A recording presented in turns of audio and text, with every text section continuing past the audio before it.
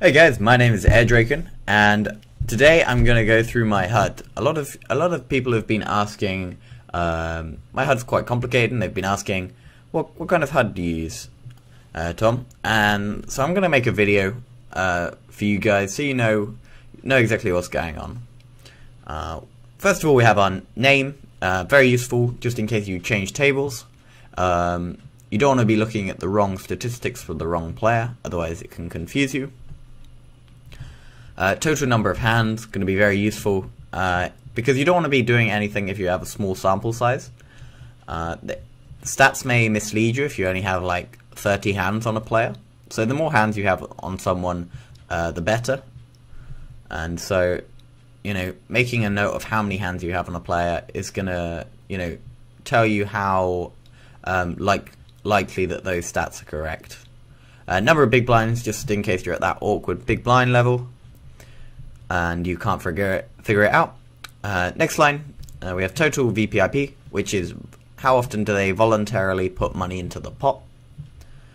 Next line is the pre-flop raise, so how often do they raise pre-flop. Total 3-bet, so how often do they raise, re-raise or raise. Total 4-bet, how often do they raise that re-raise. Total fold to 3-bet in position, so if they're in position, how often do they fold to a re-raise when they're in position.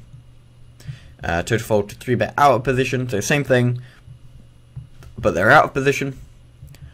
Total fold to 4-bet, so how often do they fold to a re-raise, and total fold to 5-bet. So these last two aren't going to be particularly significant, but all you need is just one hand where they folded to a 5-bet, and then you can say, oh right, so they may 4-bet fold, which is going to be really useful in some circumstances. And the next line I find really useful, it's raise first in. So how often, if it's folded to them, do they raise first in each position. So you have the early position raise first in, middle position raise first in, cutoff steal, button steal, and small blind steal.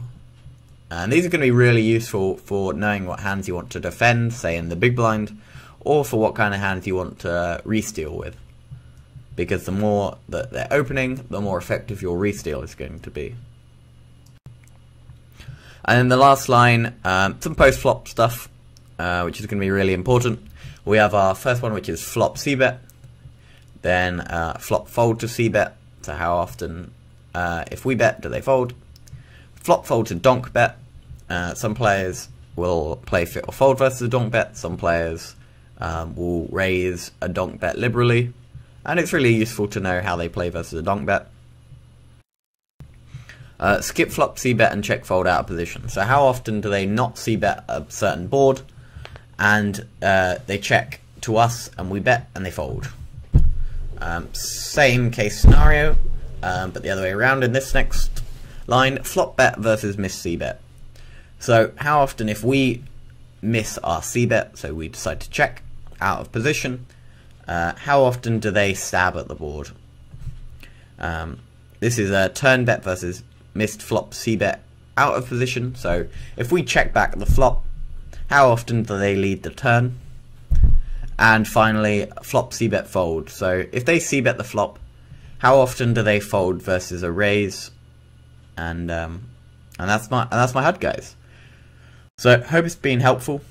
If you have any more questions, business inquiries, or perhaps looking for coaching, feel free to email me at airdrakenpoker@hotmail.com, and I'll see you during the stream. Thanks, guys.